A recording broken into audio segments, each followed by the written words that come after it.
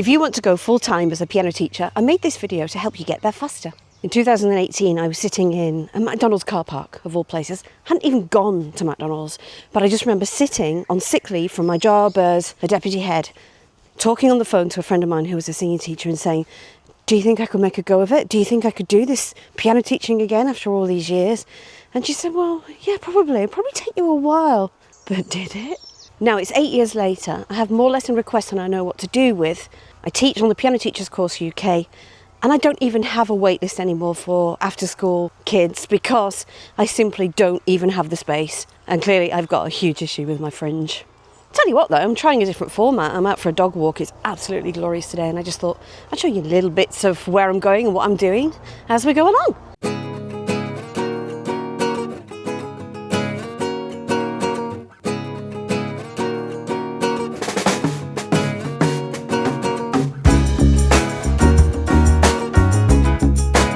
Don't be under any illusions. I mean, I didn't just walk into a ready-made business. I had to build it myself. So at first I did do some tutoring, maths and English, because I'd been a teacher. And I guess in the local area I was established. So yeah, I went on Facebook groups and sort of advertised those services. But that allowed me the time to start to build a piano teaching. And I'm not going to lie, I do have a portfolio career now because I top it up with other things. I could easily make a living just from piano teaching, but just for me, I like to have other things. So I'm a principal tutor at the PTC, the Piano Teachers Course UK. I still do solo gigs, accompanying work. I adjudicate for festivals. I do masterclasses, some of which I'm invited to, like a recent one in Belfast, some of which I put on myself. So I'm not just teaching. There's never any just teaching. I'm always looking for opportunities. You've got to be an entrepreneur. And of course, your social media game has got to be good. It's got to be really good. I mean, gone are the days of the yellow pages. And thankfully, that was something I was already fairly experienced in, and that made all the difference. I mean, my piano teaching business would not be what it is now if it weren't for Facebook. I guess this is another reason that I offer coaching in social media.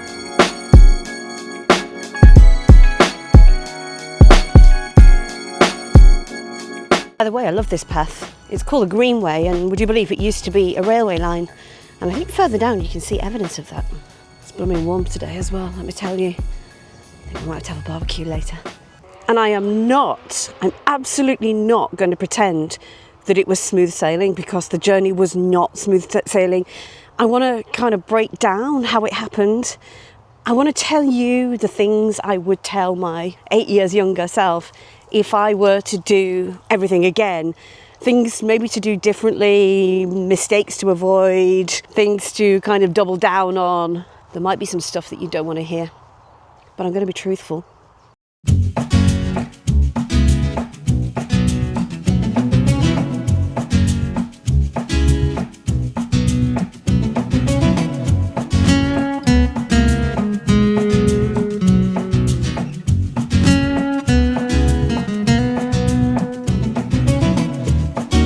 It was funny how it started really, because it was kind of a few things I was doing at once. I started tutoring English and maths, as I say. I was also, would you believe, selling makeup. I know nothing about makeup, but I was selling makeup and it turned out I was pretty good at it. I earned a cruise to the Caribbean. But at the same time, I put an ad in a local Facebook group, and in no time at all I had, I'd say, between 10 and 15 piano students. And it started from there. But let me tell you about 2 mistakes that I think I made back in the day, and I really wish I'd been aware of this. The first mistake is that I didn't have a cancellation policy.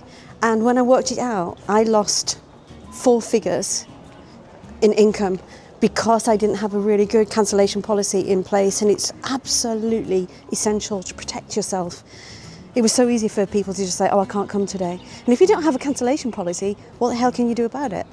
You need to have something written in place on your website or whatever, or in the terms and conditions assigned when you begin your career as a piano teacher. And my second mistake, I actually thought I could make a career as a piano teacher, having done loads on teaching and learning in schools, because I was a deputy head, so I thought a lot about teaching and learning, and also because I'd been taught piano myself and I'd worked as a professional pianist. I thought mistakenly that was enough. So what did I do? I sort of gave them a tutor book, kind of followed the tutor book, And then I didn't know what to do next, so I just put them in for exams way too early.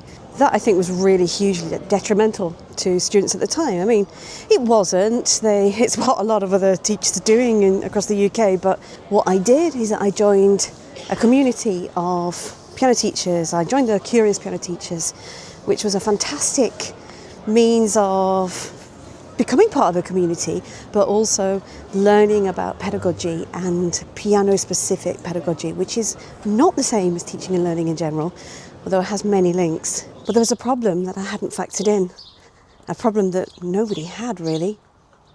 Of course, it was the pandemic.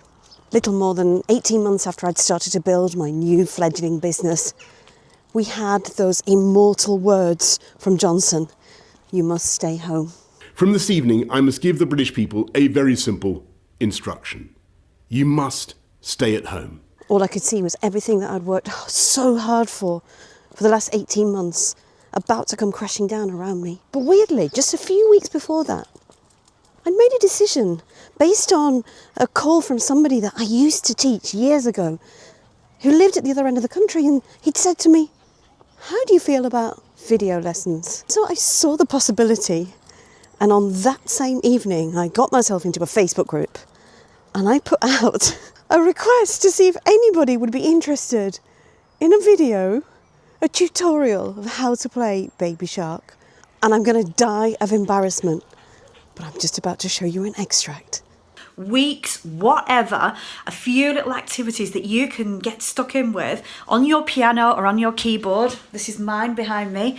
And have some fun making music. But I thought what we'd do this evening is just share something that you could do maybe over the weekend, just to like totally annoy everybody else. How does that sound?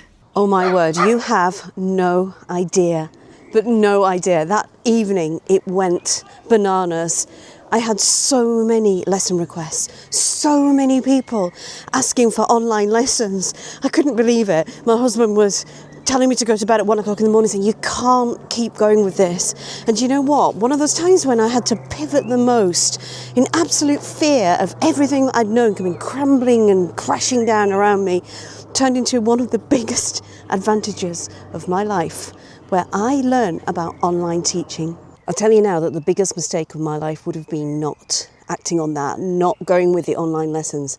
I can only imagine if I'd kind of retreated into my living room and just thought, well, I've just got to ride it out. But online teaching, although it was clunky and awkward and hard at first, it's turned into... That's my dog. It's turned into something so important for me. It's the biggest part of what I do now. And things are so much better. Like my Zoom... But I'm getting ahead of myself. Back then, I had so many lesson requests, I didn't know what to do with them. I tried various things. I tried group lessons. I tried something new, and I created a subscription service and actually created 6 months of resources, either a basic music theory resource or actual piano lessons. But one thing I learned, although I created 6 months of weekly lessons with entirely original content, I realised that it was impossible to teach without feedback. It taught me about the importance of the assessment cycle. That you can give out information, you can show people what to do, but unless they have that one-to-one feedback, how can they improve?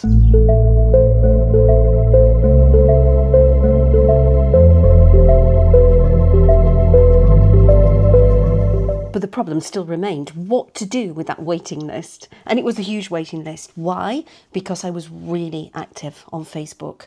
And I think the biggest mistake for anybody trying to build their business on social media and build their business on Facebook is putting out those ads. Nobody wants to see an ad. Everybody wants to see value. Everybody wants to be either entertained or informed or educated. That's what we're all about on the social media. And it's because of that that everything was growing, like incredibly so. So the next stage was to build a team. I talked to a colleague who had also built a team of multiple teachers in London. And she said to me, well, you have a choice. Either you can be like an agent and you can take on teachers and take a fee and then let them get on with their own thing, or they become part of your establishment, part of your philosophy, in which case Yeah, you take your commission, but also they're working under your philosophy, and so they need to have your values, your teaching approaches, and you need to work with them as a coach. This is because of online teaching, because I was no longer just kept to my local area, although there was plenty of demand in the local area, but I could reach people internationally, literally internationally. I was teaching people in Australia, I was teaching people in the Middle East, I was teaching people in the States. It was insanity. But I had to work with my new team of 5 teachers, incredible people, all 5 of them. And my mistake? I didn't take enough of a commission. I wanted to see that my teachers were paid appropriately. And I felt that I needed to be really careful about the fees that I charged my clients. I didn't take enough. All of a sudden, I realised that my entire life was being taken over by admin. And I'm more of a leader than a manager, let's say. But the mistake here would be not building on social media, not building your presence, not building who you are, not sharing what you believe in, what you stand for, successes, resources that you're excited about, teaching that you're excited about, music that you're excited about. Simply putting out there, I have space for people to have lessons. Frankly, who gives a damn? But then I got to the point where I made a decision. I either continued with this vein and grew the franchise, or I decided to focus in back on myself, back on my mission, and back on brand Joanna. I have no regrets.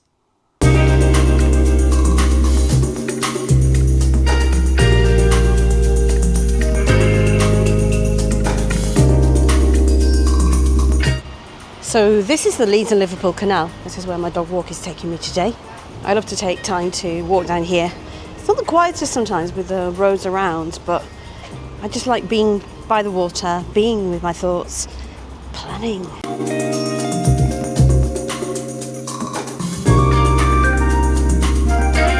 And so it comes to the latest part of my career. The niche that's sort of built over the last year or two, probably because I was doing a lot of online courses and online workshops. But the niche has been a shift to my working with advanced students, diploma level students, and a lot of piano teachers. It seems I'm often the piano teacher's teacher.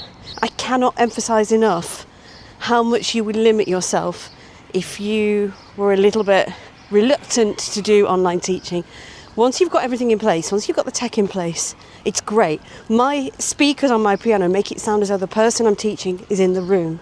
The world has changed irrevocably. I still work with young people after school, but I don't grow that area of it. Those are the ones I've built relationships with over years of teaching them.